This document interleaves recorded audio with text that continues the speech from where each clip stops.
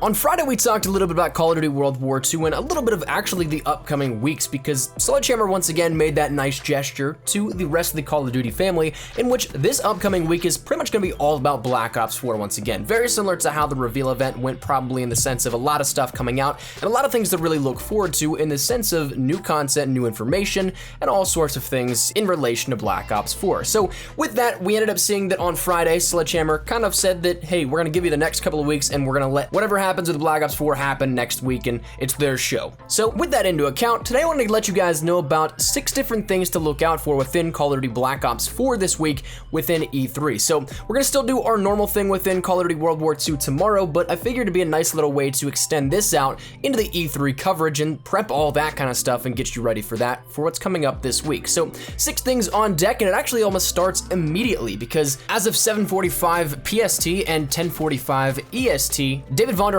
and Dan Bunting are going to sit down with Jeff Keighley to talk about Call of Duty Black Ops 4 at YouTube at E3. That can be found at youtube.com/E3. That live stream is going all night, and it's going to be something you can pick up on with that. But again, it's going to start almost immediately. So some of these predictions may or may not be confirmed or denied by the time that we end up seeing that initial stream. But for what it's worth, right now, I'll give you guys my 6 things to look out for within this upcoming week. So jumping right into it, first and foremost, obviously more gameplay. That's one of the big things here out of this, and it's potentially even a newer build of the game with a few different changes here. One thing that was mentioned as to the internal testing and feedback that they've taken into consideration from the reveal data, that's something in which the stim shot, body armor, and a few other pieces of the gear are already up for contention for some changes. So whether or not that's actually a different build than that of what we got at the reveal event, or if it's the same just with another map added in, we don't know exactly, but maybe we end up seeing more weapons, equipment, specialists, or some slight changes to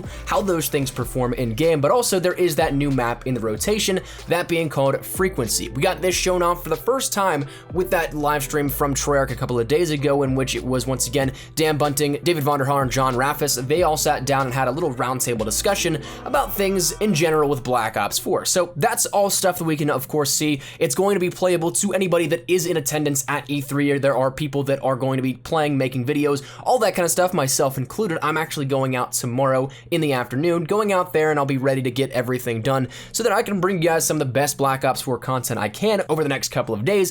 But I'll be out there, other people as well, so you'll see a lot of stuff and content regarding Black Ops 4. So all of that stemming from the fact that it will be playable and there will be more gameplay shown off at E3. The next big thing I'd anticipate is that of a confirmation of the beta dates and a lot of information about that. Right now, we do know that you can pre-order and get access to the beta. That's something that's become kind of a regular thing within the Call of Duty world the past couple of years. World War II had a beta, Infinite Warfare had a beta, Black Ops 3 had a beta, so this one with Black Ops 4 is kind of a no-brainer that we've seen it return once again, but we don't really have all that much information on when it'll be and how it'll be really handled, in the sense of who goes first, if they're going to be something that there's multiple weekends, if we're going to have free weekends, anything like that. None of that information is really known, so I'd expect all that information to either be teased off a little bit or actually fully announced here at this one. I know there was a little bit of a leak that indicated that it would be sometime in August, I believe, if I'm not mistaken, but that's something that we didn't really have anything officially confirmed, and it didn't really give us that solid information that would come straight from the source. So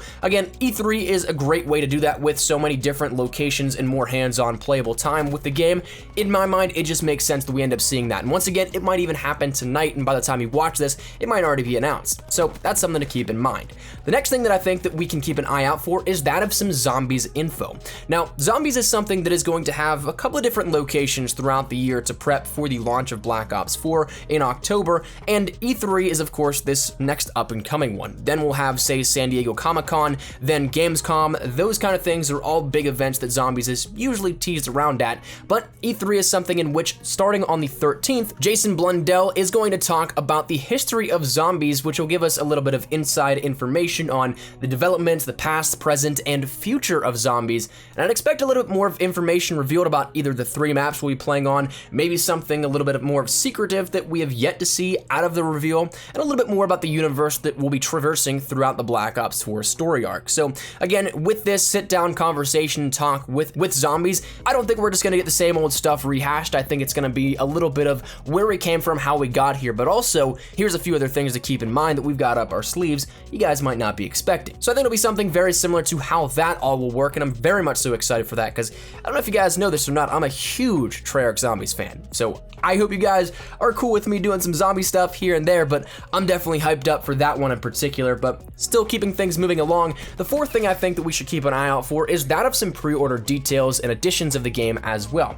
Right now, yes, you can pre-order your stuff at whatever retailer you normally get Call of Duty from. That's something that is, all those are open at the moment, all those channels, but at the moment, we don't really have all that much in terms of the collector's editions or the digital deluxe, which is presumably going to happen once again, and all these other things and what they will entail and what sort of bang for your buck you can end up getting for Call of Duty Black Ops 4. I know there was one game retailer that had one leak out, but it wasn't really anything too out of the ordinary. I think the most that it offered was the digital content and then as well a little bit of a bust statue that you can end up getting that was a sort of just smaller figurine type of deal. But nothing outside of that really has been ever announced or showcased, at least to my knowledge. But one thing that I really hope they can try and at least strike up is that of a little bit of a competition to that of what was the Juggernog edition with Black Ops 3. Still to this day, I absolutely love my mini fridge. It's still one of the coolest things ever, and in terms of collector's editions, it's one of the few that I've actually purchased because I think that it has not only practical use, it's just too out there and a little bit more collectible than the other things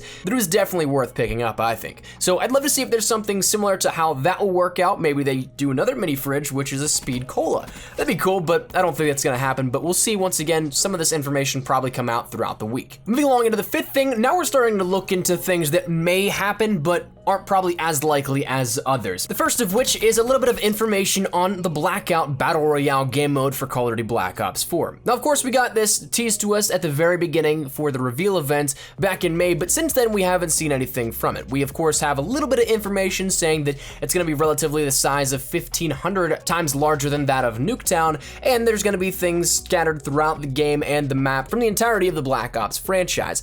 That's pretty much it. That we know just the very basic vision of it. But as for specifics, well, again, we don't know all that much, so maybe we end up seeing something here in the sense of this. And of course, with Battle Royale being not only just a massive force in the gaming industry as a whole, but also a big force at E3 this year. I know that as of recording this, Battlefield 5 already has one announced, and honestly, probably a few others as well by the time you're watching this. So Battle Royale is going to be a big part of E3 this year, more than likely, so it would fit and work out very well if we got at least a little bit of a teaser or some other information for Blackout in Black Ops 4. So I don't know if I'm necessarily expecting it, but it is something that would fit the theme and what would do well in terms of reception, I believe, for things shown off. The final thing that I would keep an eye out for that, again, might not happen, but I would really hope to see something on is a little bit more explanation of the DLC layout coming throughout the year of Black Ops 4, and maybe even potentially further than that of just the regular year of content within Black Ops 4 as well. Now, at the reveal, we did get information from Dan Bunting that it's going to be a different year in terms of how DLC is released. And I don't know if that means additionally on top of the 4 multiplayer and zombies map packs we end up getting every year, or if that's going to be completely eradicated and we get something of a brand new schedule of content and how we end up getting content dispersed to us. I don't know if that's going to be the same thing. One thing that I did hear was an interesting little theory was that maybe Nuketown is the first in line for monthly DLC given to players. If you guys remember back a couple of days ago, once again, we got that confirmation of Nuketown coming back, but it's not going to be at launch of Black Ops 4. It's coming in November, not October. So perhaps it is something that does kick off, once again, some monthly DLC, and therefore we get the return of something very similar to the Elite format of DLC that we saw back in Modern Warfare 3, or some other service branded as such like that. So definitely intrigued to see if out of these interviews that go on all throughout E3, once again, one going on tonight as well with Jeff Keighley, Dan Bunting, and David Vonderhaar, that's something that may actually come into discussion there, but I don't know if we'll actually get full confirmation of how that'll work. But keep your eyes open. E3 is, of course, a bundle of surprises, and one side note, which does not have anything to do with Black Ops 4, but it's something that might actually be where they debut this at, is maybe on the PlayStation 4 conference, is something in relation to Modern Warfare 2 Remastered's campaign-only release. Now, again, totally side topic here at this one, but if you guys remember, that got pushed back into oblivion or perhaps even canceled, but from all accounts, from what I've heard from the people that I know would not publish anything about it, if they did not believe the sources they had, that was actually going to be a thing. But again, it kind of just went to, well, nowhere, and we haven't heard anything since that whole rumor went down. And so maybe that's something that with the partnership with PlayStation that Call of Duty has, maybe it's just an inkling of the information we'll get in tomorrow's conference amidst a massive lineup of things like we saw with Xbox's conference, where it's just dropped intermittently. We don't know, but it'll be interesting. But that said, that is going to wrap up this video here at this one. That's 6 things that I want you guys to take a look out for within Black Ops 4 for the upcoming week within E3. A lot of stuff on the horizon once again, probably even some more stuff that I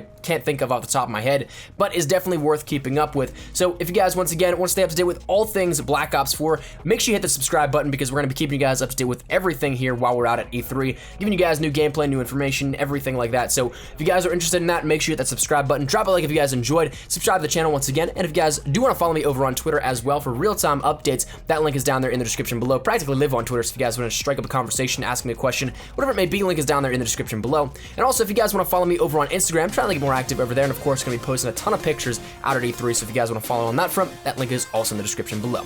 But let's say now, I hope you guys are excited for Black Ops 4 this upcoming week. Hopefully, you guys enjoyed the video, and hopefully, you are having a great day. Modest Espresso, thank you all so much for watching. Take care, and peace.